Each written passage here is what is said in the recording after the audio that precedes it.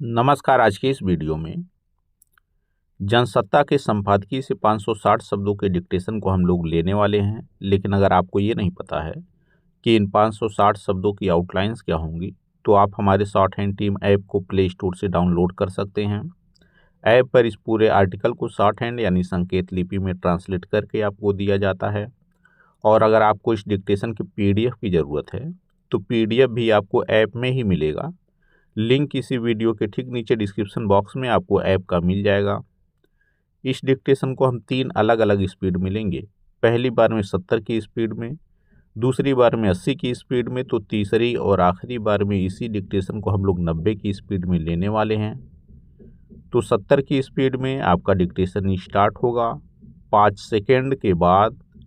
तब तक के लिए आप रेडी रहें।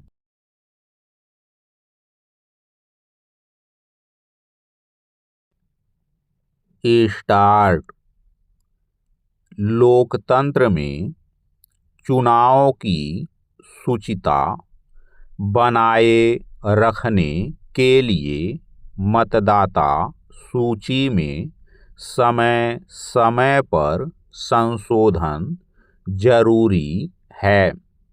इसी मकसद से देश के विभिन्न राज्यों में विशेष गहन पुनरीक्षण की प्रक्रिया शुरू की गई है, मगर इसमें कई तरह की बाधाएं भी उत्पन्न हो रही हैं।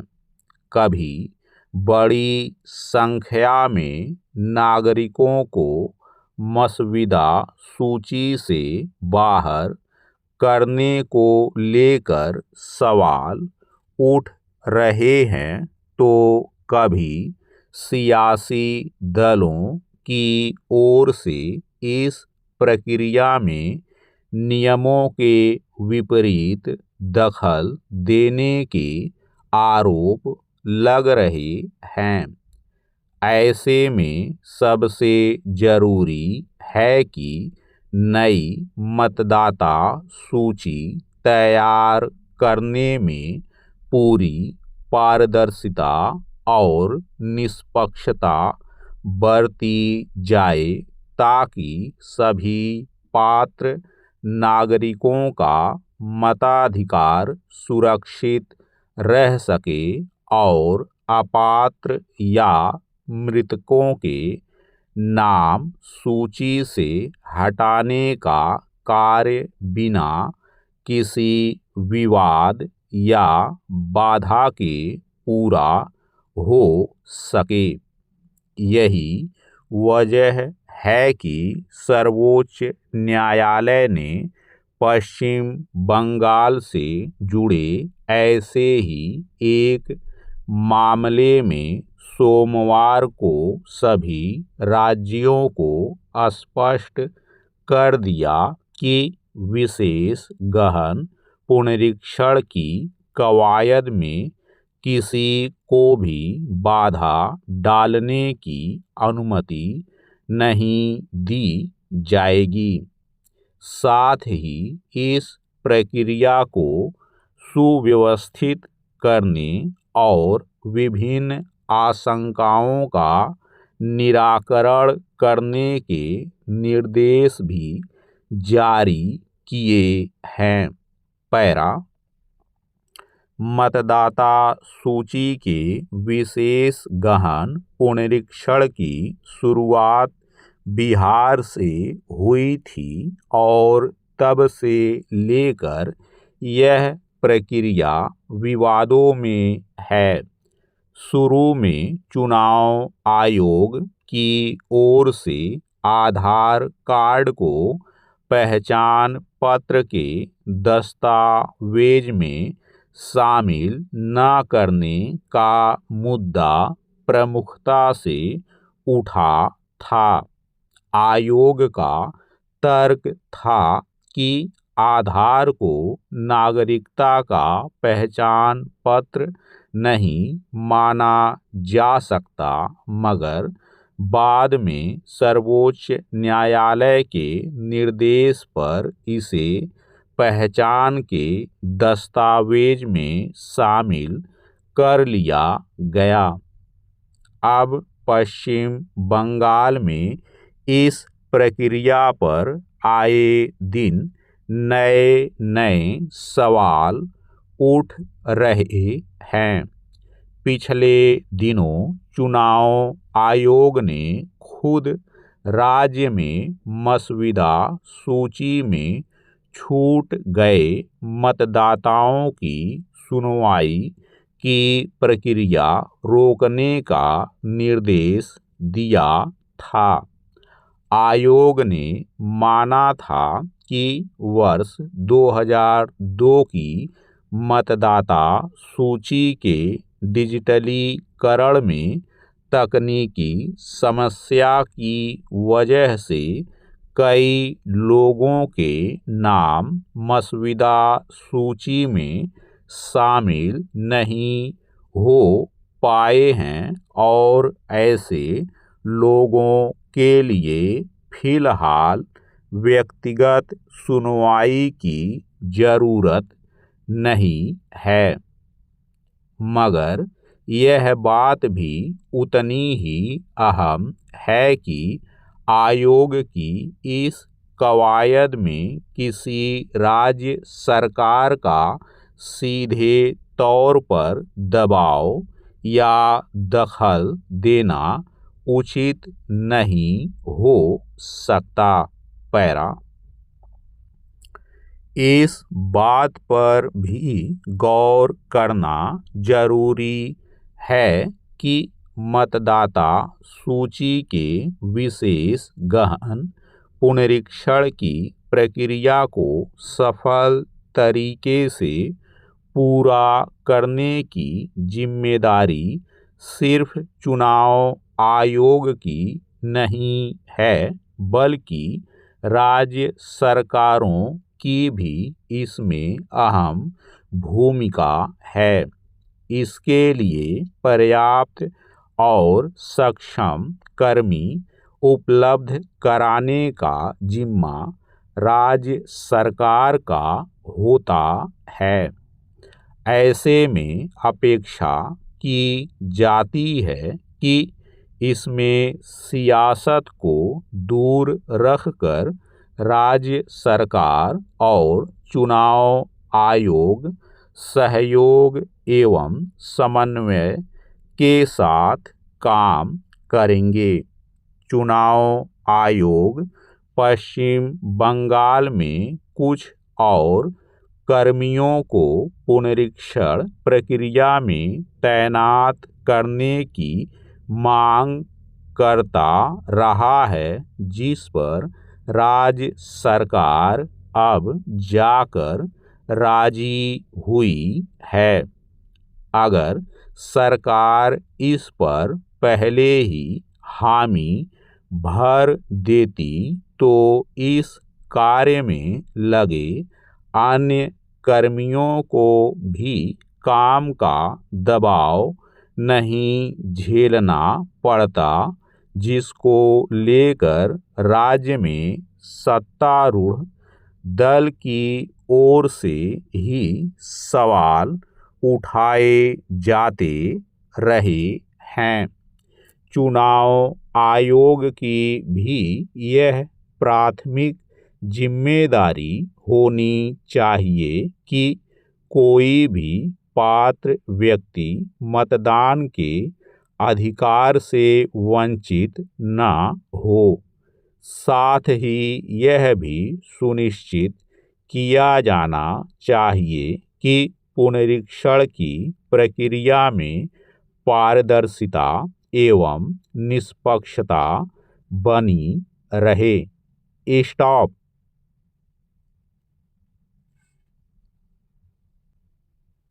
दोस्तों, इसी डिक्टेशन को दूसरी बार में हम लोग 80 की स्पीड में लेंगे और आपका समय स्टार्ट होगा 5 सेकंड के बाद। तब तक के लिए आप रेडी रहें।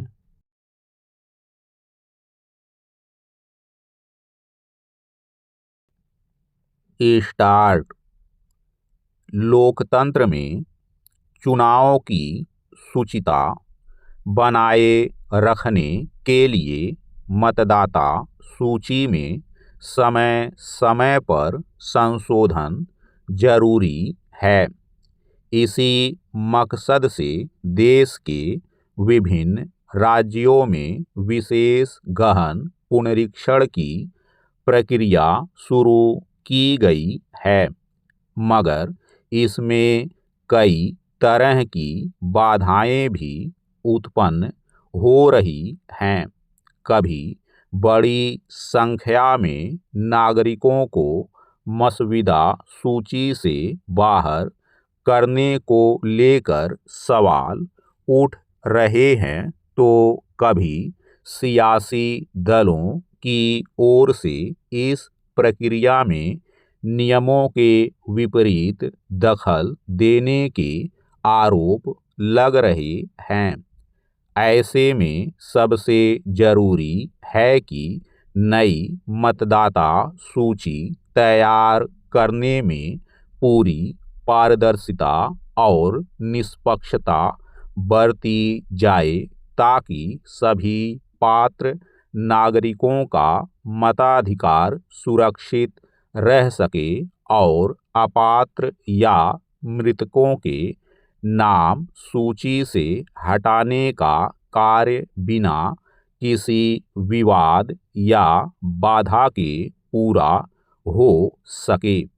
यही वजह है कि सर्वोच्च न्यायालय ने पश्चिम बंगाल से जुड़े ऐसे ही एक मामले में सोमवार को सभी राज्यों को स्पष्ट कर दिया कि विशेष गहन पुनरीक्षण की कवायद में किसी को भी बाधा डालने की अनुमति नहीं दी जाएगी। साथ ही इस प्रक्रिया को सुव्यवस्थित करने और विभिन्न आशंकाओं का निराकरण करने के निर्देश भी जारी किए हैं। पैरा मतदाता सूची के विशेष गहन पुनरीक्षण की शुरुआत बिहार से हुई थी और तब से लेकर यह प्रक्रिया विवादों में है।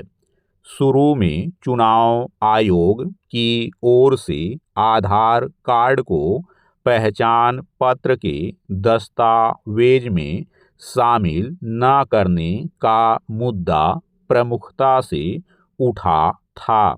आयोग का तर्क था कि आधार को नागरिकता का पहचान पत्र नहीं माना जा सकता, मगर बाद में सर्वोच्च न्यायालय के निर्देश पर इसे पहचान के दस्तावेज में शामिल कर लिया गया।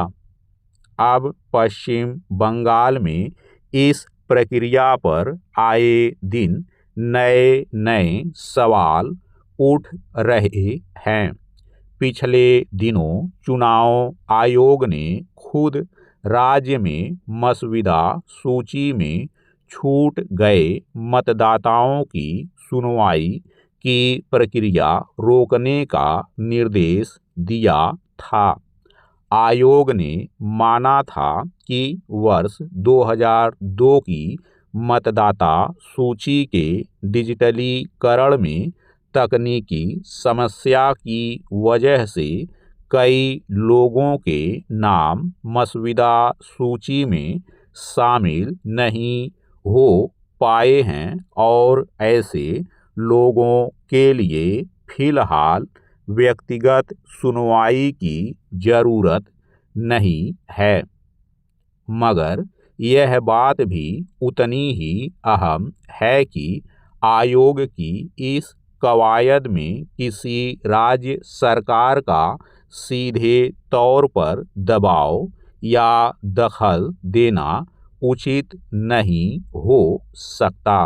पैरा इस बात पर भी गौर करना जरूरी है कि मतदाता सूची के विशेष गहन पुनरीक्षण की प्रक्रिया को सफल तरीके से पूरा करने की जिम्मेदारी सिर्फ चुनाव आयोग की नहीं है, बल्कि राज्य सरकारों की भी इसमें अहम भूमिका है। इसके लिए पर्याप्त और सक्षम कर्मी उपलब्ध कराने का जिम्मा राज्य सरकार का होता है। ऐसे में अपेक्षा की जाती है कि इसमें सियासत को दूर रखकर राज्य सरकार और चुनाव आयोग सहयोग एवं समन्वय के साथ काम करेंगे। चुनाव आयोग पश्चिम बंगाल में कुछ और कर्मियों को पुनरीक्षण प्रक्रिया में तैनात करने की मांग करता रहा है, जिस पर राज्य सरकार अब जाकर राजी हुई है। अगर सरकार इस पर पहले ही हामी भर देती तो इस कार्य में लगे अन्य कर्मियों को भी काम का दबाव नहीं झेलना पड़ता, जिसको लेकर राज्य में सत्तारूढ़ दल की ओर से ही सवाल उठाए जाते रहे हैं। चुनाव आयोग की भी यह प्राथमिक जिम्मेदारी होनी चाहिए कि कोई भी पात्र व्यक्ति मतदान के अधिकार से वंचित न हो। साथ ही यह भी सुनिश्चित किया जाना चाहिए कि पुनरीक्षण की प्रक्रिया में पारदर्शिता एवं निष्पक्षता बनी रहे। स्टॉप। दोस्तों, इसी डिक्टेशन को तीसरी और आखिरी बार में हम लोग 90 की स्पीड में लेंगे और आपका समय स्टार्ट होगा 5 सेकंड के बाद। तब तक के लिए आप रेडी रहें।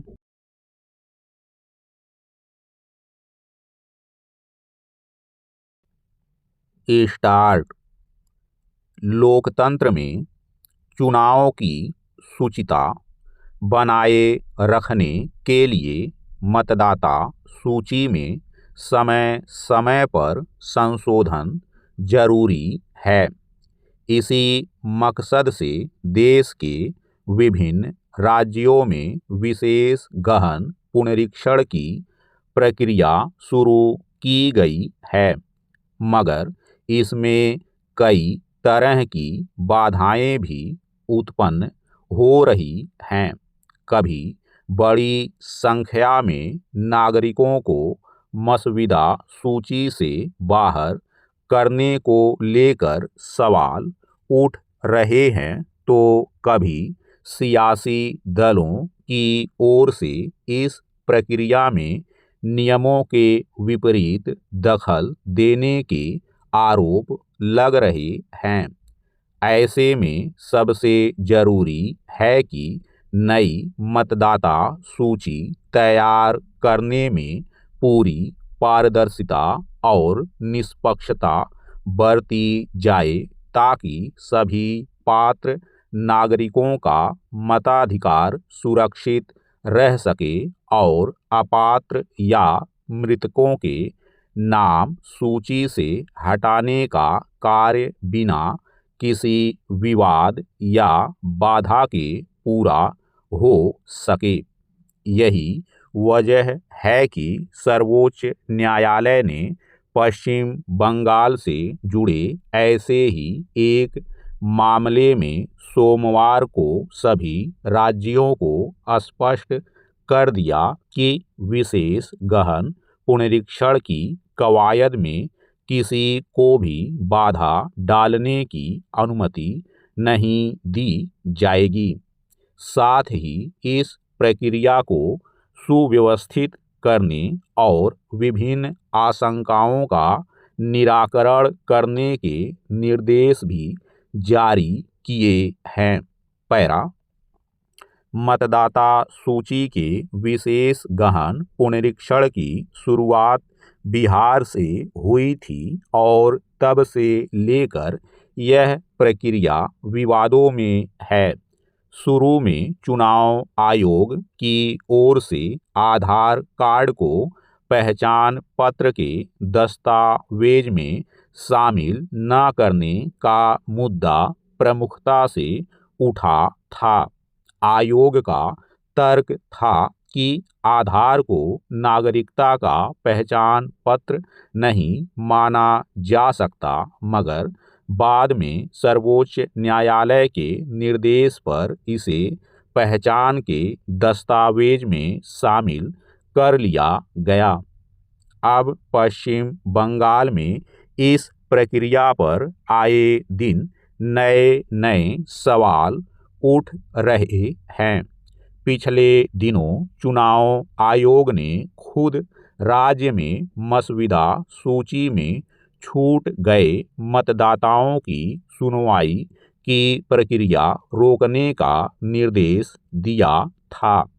आयोग ने माना था कि वर्ष 2002 की मतदाता सूची के डिजिटलीकरण में तकनीकी समस्या की वजह से कई लोगों के नाम मसविदा सूची में शामिल नहीं हो पाए हैं और ऐसे लोगों के लिए फिलहाल व्यक्तिगत सुनवाई की जरूरत नहीं है।